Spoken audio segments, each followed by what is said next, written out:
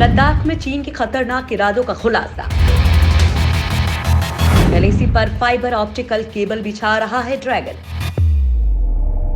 दोस्तों, कई दौर की बातचीत और शांति प्रस्तावों के बावजूद चीन बाज आने को तैयार नहीं है। अब ड्रैगन की नई हरकतों का पता चला है, जो उसके खतरनाक इरादों को बताने के लिए काफी है।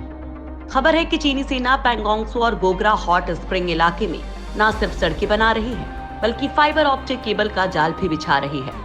चीनी सेना एलएसी के पास लद्दाख में संघर्ष पॉइंट तक सोलर पैनल लगा रही है। इस इलाके में पावर लाइंस भी देखी गई थी। ओपन इंटेलिजेंस सोर्स डेट्रोइस्फा ने उस इलाके की सैटेलाइट तस्वीरें शेयर की हैं, जहां ये केबल लगाए गए हैं और पावर लाइंस बिछाई गई हैं। पीएलए की लद्दाख और अक्साई चिन क्षेत्र में मौजूदगी काफी कम हो गई है, लेकिन लद्दाख में 1597 किलोमीटर सीमा पर उसकी सेना मौजूद है और हटती हुई नहीं दिख रही है।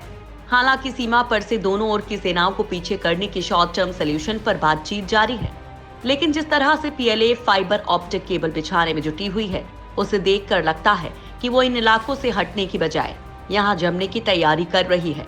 दरअसल एक तरफ तो चीन के नेता शांति और स्थिरता की बात कर रहे हैं, वहीं उनके प्रतिनिधि भारत की सेना से पैंगोंग त्सो में पुराने प्रशासनिक बेस को हटाने की मांग कर रहे हैं।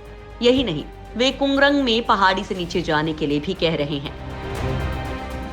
लंबे वक्त तक टिकने की तैयारी में चीनी सेना।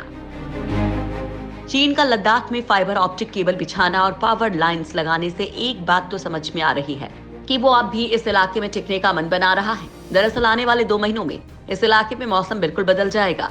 -25 डिग्री के तापमान में चीनी सैनिकों का इस इलाके में टिकना आसान नहीं होगा, और शायद इसीलिए वो बिजली और नेटवर्किंग बढ़ाने की तैयारी कर रहा है। चीन की इन हरकतों को देखते हुए भारतीय सेना ने भी अब फैसला ले लिया है कि वो भी अपनी जगह पर डटी रहेगी। भारत पीएलए की किसी भी डिमांड को नहीं मानेगा और यथास्थिति पर कायम रहेगा। सैन्य और कूटनीतिक बैठकों के बावजूद चीन एलएसी पर डटे रहने पर अड़ा है, जिसके बाद भारतीय सेना ने भी फैसला किया है कि कोगरंग नदी पर अपनी जगह पर वो डटी रहेगी जब तक चीन एलएसी पर पहले जैसी स्थिति नहीं लागू करता है। भारतीय सेना जाड़े के लिए राशन और अन्य जरूरी सामानों की आपूर्ति शुरू कर चुकी है। सूत्रों के मुताबिक सेना अपने लिए इंसुलेटेड हैबिटेट्स बनाने में जुटी है।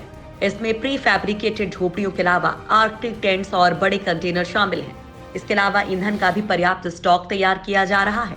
ऐसे में साफ है कि भारत चीन बॉर्डर पर सर्दियों में भी सीमा विवाद मामला गर्म रहने के आसार हैं।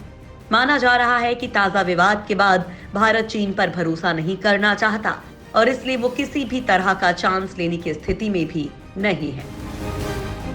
पीओके में भी चीन फैला रहा संचार नेटवर्क। दोस्तों, चीन केवल लद्दाख ही नहीं, पाकिस्तान के कब्जे वाले कश्मीर में भी फाइबर केबल नेटवर्क का जाल बिछा रहा है। करीब 3000 किलोमीटर लंबे सीईपीसी परियोजना के तहत चीन और पाकिस्तान रेल, सड़क, पाइपलाइन और ऑप्टिक केबल फाइबर नेटवर्क पर काम कर रहे हैं। ये चीन के शिनजियांग प्रांत को पाकिस्तान की ग्वादर बंदरगाह से जोड़ता है, जिससे अरब सागर तक चीन की पहुंच बनती है। पीओके से होकर गुजरने वाले सीपीईसी को लेकर भारत ने चीन के सामने अपना विरोध जाहिर कर चुका है।